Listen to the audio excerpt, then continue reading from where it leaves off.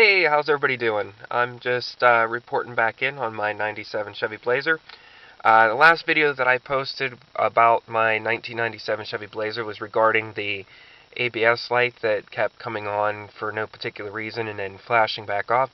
I did want to comment and tell you that I did manage to resolve that issue. That issue was related to the left sensor, the sensor that was built into the dust shield that mounts up and bolts up behind the actual front wheel hub assembly. So that is resolved after replacing both sensors. The light has not come back on for probably about a month now. So I do apologize for the delay in response to that video.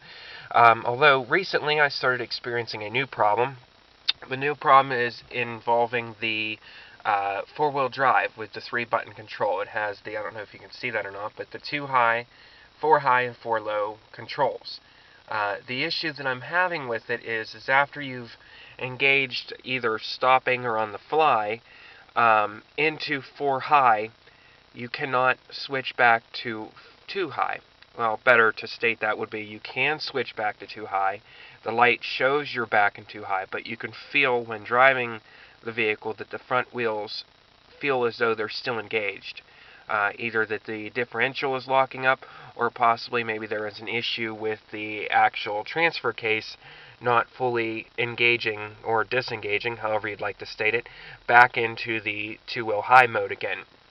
I found that to get the vehicle back into 2 high, you can either go down and switch into the 4 low, and then back into 2 high, and it seems to pull it back in properly, or you can also roll the vehicle back. If I put it in reverse and drive backwards for about 20 or 30 feet, it does finally seem as though that it releases the front wheels and all is well.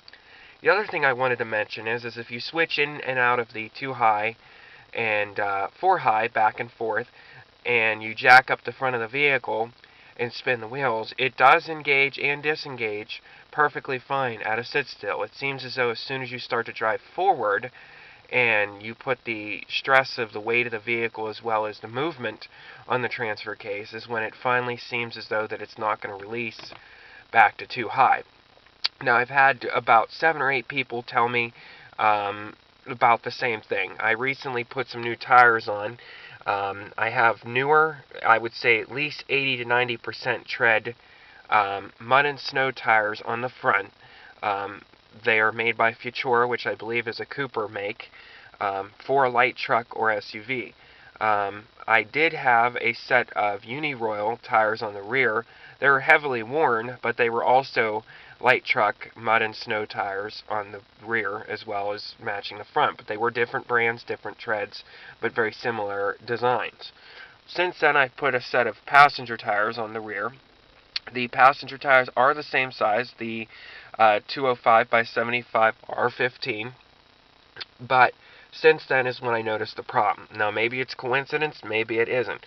So at this point, I've pretty much come to conclusion that, from speaking with other people as well, that it could be the tires that are causing the disengagement problem, or it could be the, I guess you'd consider it the encoder motor, or the actual transfer case motor is, I guess, the other term for it, that's not fully going the opposite direction to engage back into 2 high. Now, I'm going to go outside here real quickly. I hope you can pick me up because the wind is kind of blowing today. But we're going to go outside. I'm going to kind of show you what I've done so far. The things that I've done so far is I've removed the battery here, as you can see. I took the battery out, and there's the tray below it. Below that is a vacuum actuator. The vacuum actuator, I went ahead and tested it. It seems fine. The diaphragm is working the way it should. It sucks in and releases. I also had to replace a transfer case switch, which has 3 vacuum hoses that run, I believe at some point connect to this vacuum hose right here that also connects to the actuator, and that hose was causing the vacuum not to release the diaphragm fully on the 4-wheel drive actuator. So I replaced that, and that seems to be fine now. Still did not correct my problem. Probably impossible to see, but there is a new cable down there. I'm going to try to touch it here with the little bit of lighting, but the cable, which is right there, I got my finger hitting it, that cable goes down to the front differential which is what engages and disengages the front differential according to what the vacuum tells it to do on the actuator. I've replaced that cable because it seemed as though it was sticking a little bit, and that also did not seem to resolve the problem.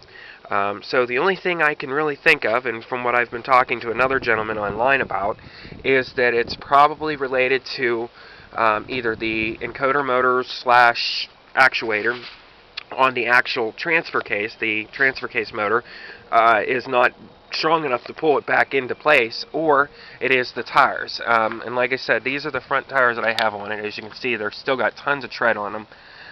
They're practically brand new. They've been only on here for about 4 months. They're the Futura Scramblers, and they're like a mud and snow tire design. The rear tires are the exact same size, except they're a passenger tire, and they're a Kumo tire. And they also, as you can see, they're brand new, so they got a ton of tread.